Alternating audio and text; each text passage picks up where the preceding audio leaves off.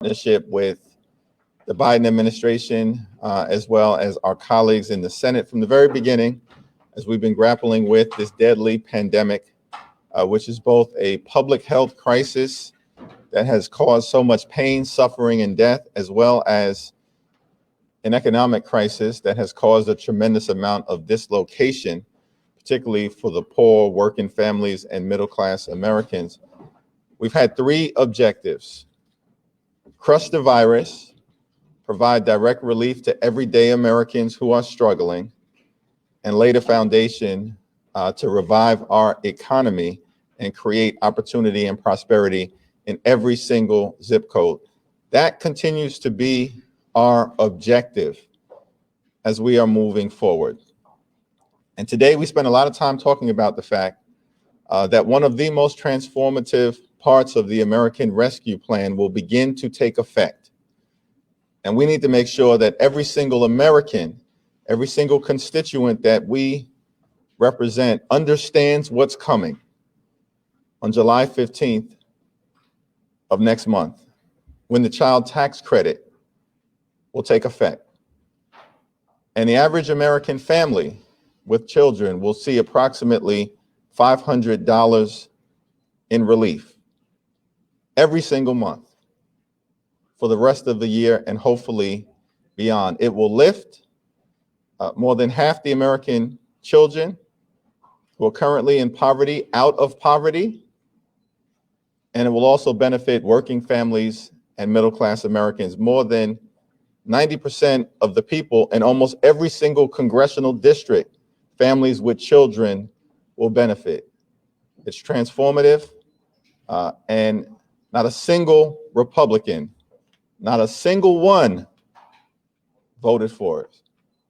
And so the reality is that we're continuing to advance the ball on behalf of everyday Americans, and they continue to play games in trying to suppress the vote and undermine our democracy. We now yield to our Vice Chair, Pete Aguilar. Thank you, Mr. Chairman.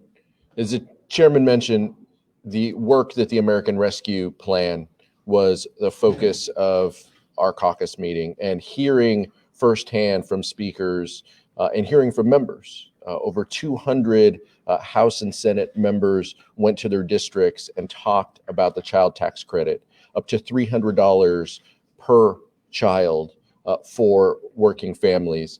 These are the benefits that have meaningful and lasting impacts for our communities back home. These are the things that our communities are concerned about.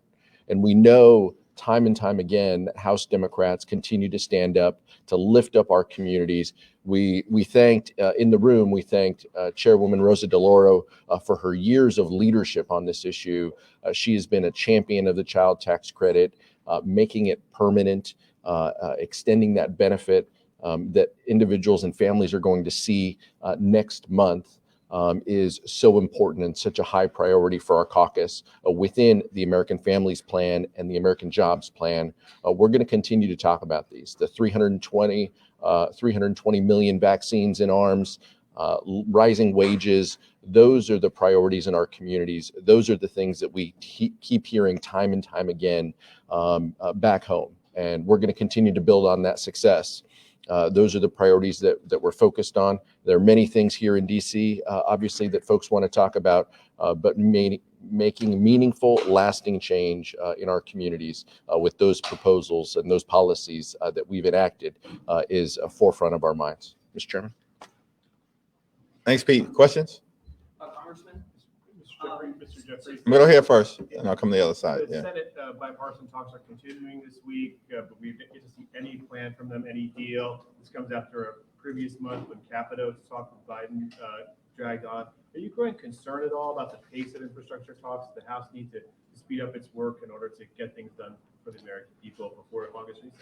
Yeah, I'm confident at the end of the day that we are going to be able to get the American Jobs Plan over the finish line in the same way that we got the American Rescue Plan over the finish line. But there's a process that has been set forth. The president has been very clear in his public conversations with the American people, in his more intimate conversations with us through the administration, that he's committed to trying to achieve bipartisan progress in this area. Infrastructure has traditionally been bipartisan in nature, but it's the Republicans who may choose to politicize it.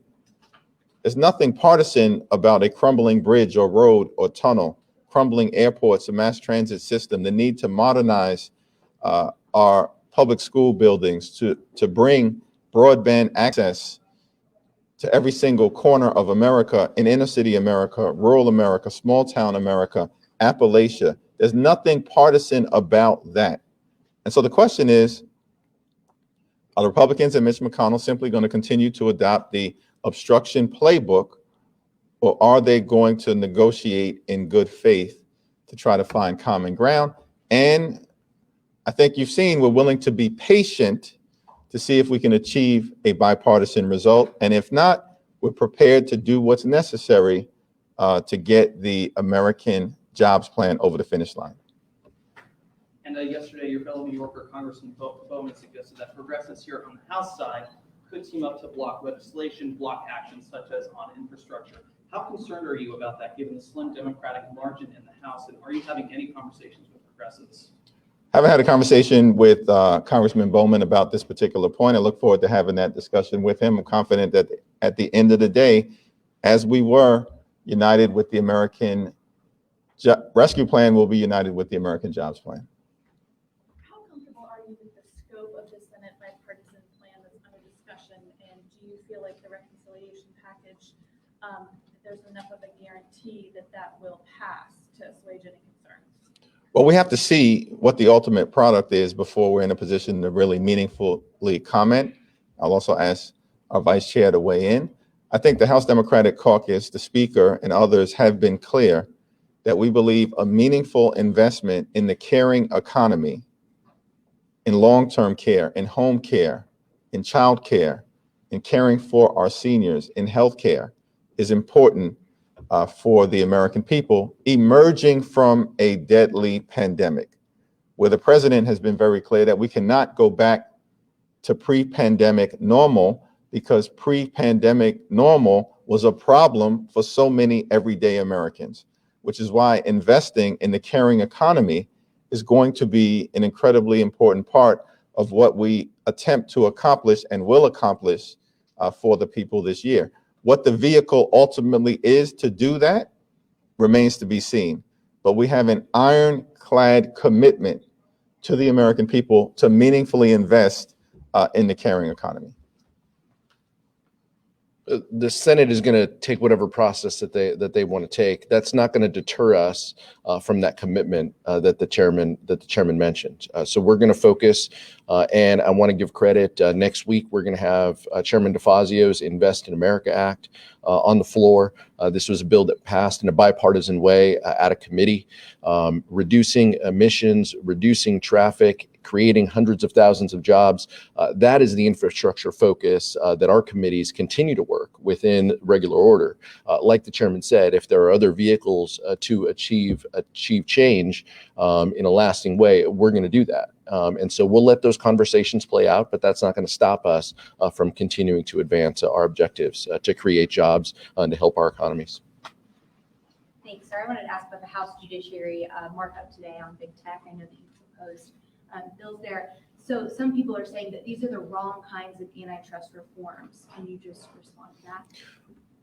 Well, the deck has been stacked for far too long, in the opinion of many of us, against everyday Americans and in favor of some of these gigantic companies that have intensified their concentration of market power, perhaps to the detriment of the American people, of a competitive marketplace, and to the detriment of the public good.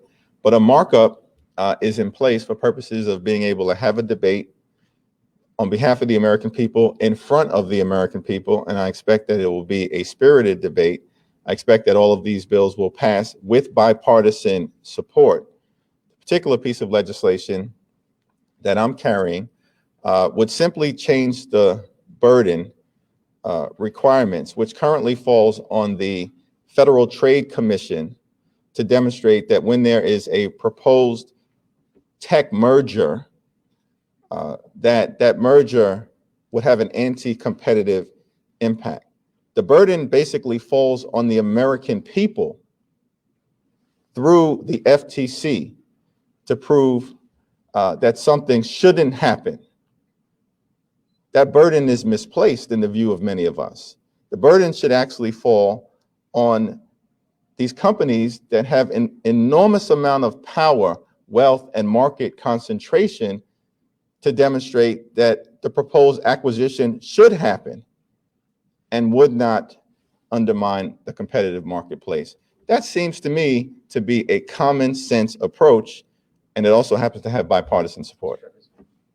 Give us the timeline. What do you think? When should we expect to see some sort of congealing between the House and the Senate on an infrastructure bill? Because we're at this for a couple months now. We're going to head into a fall that you have government funding, debt ceiling. When should we expect to see that?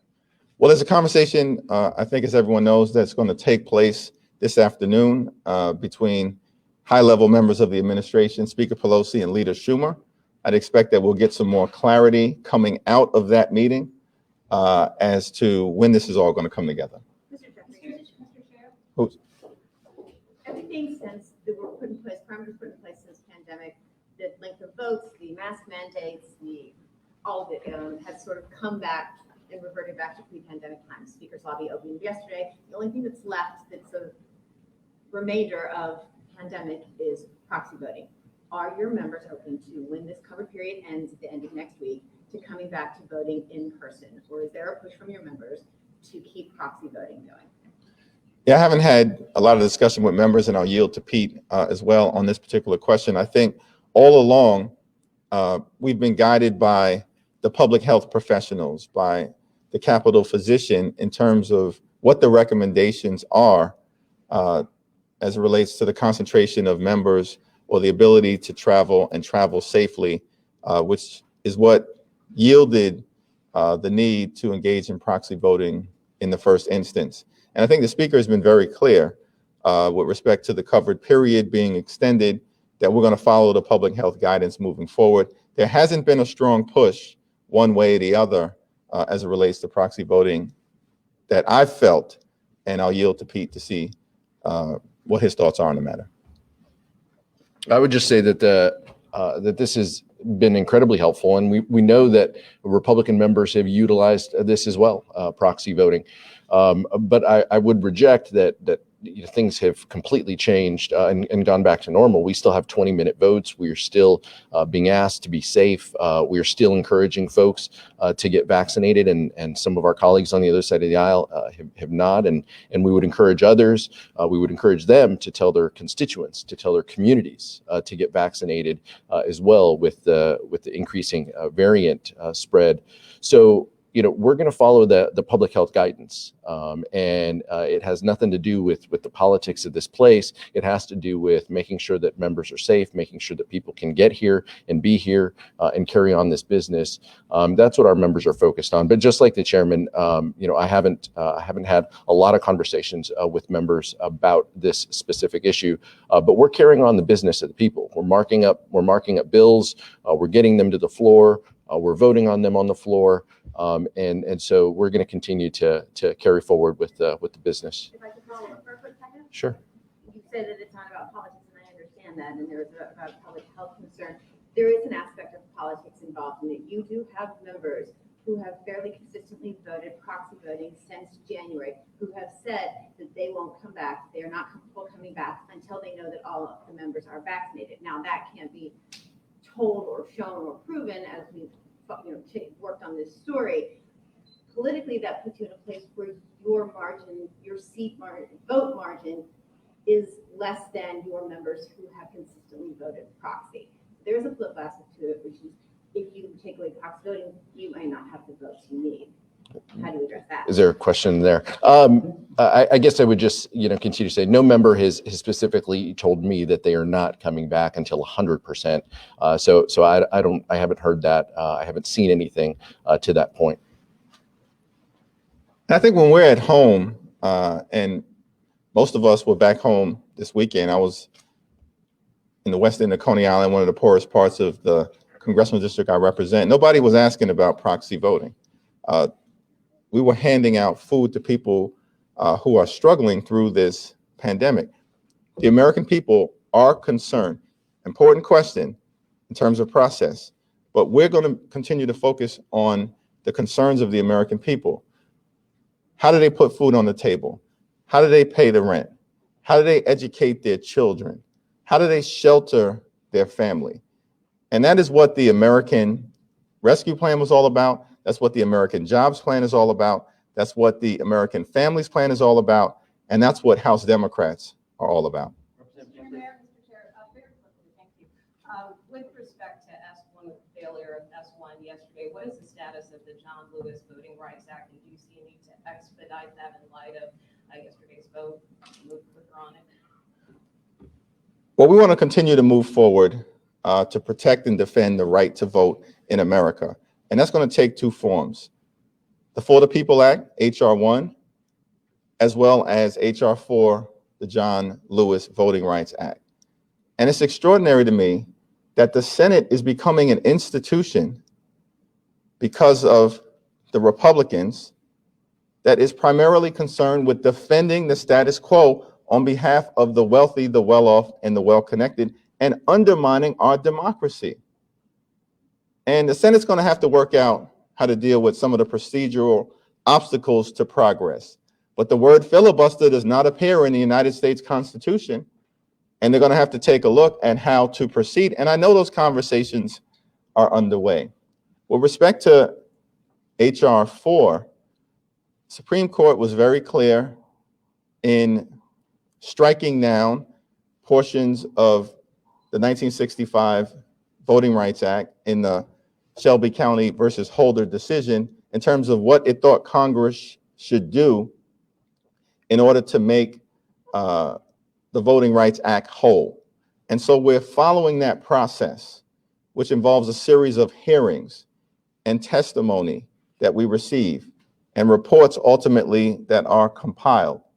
That process will be underway over the next few months, and I expect that at some point in the fall, we'll pass H.R. 4, send it over to the Senate, and hopefully the Senate, my colleagues on the other side of the aisle, can get their act together in terms of defending and protecting the right to vote, which is fundamental to our democracy.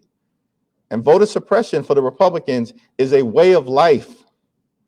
It's a strategy. They are worshiping at the altar of voter suppression. That's a disgrace. And we're going to have to do something about it, and we will. To follow that question, Senate Democrats signaled yesterday that they were willing to make some pretty substantial changes to the bill, including a big change that Joe Manchin wants on voter ID, accepting voter ID, but with a lot more flexibility. I'm wondering what you think about that particular change. I don't want to comment on any particular change until we are able to view any revised bill in its entirety. I do know that Joe Manchin has had some very productive conversations with civil rights groups and leaders like Stacey Abrams, and I believe that there is common ground to be found. The Senate Democrats are united in protecting the right to vote. 50 of them voted to advance the For the People Act yesterday. 50 Republicans voted to suppress the ability of the American people to participate in government of the people, by the people, and for the people. Thank you.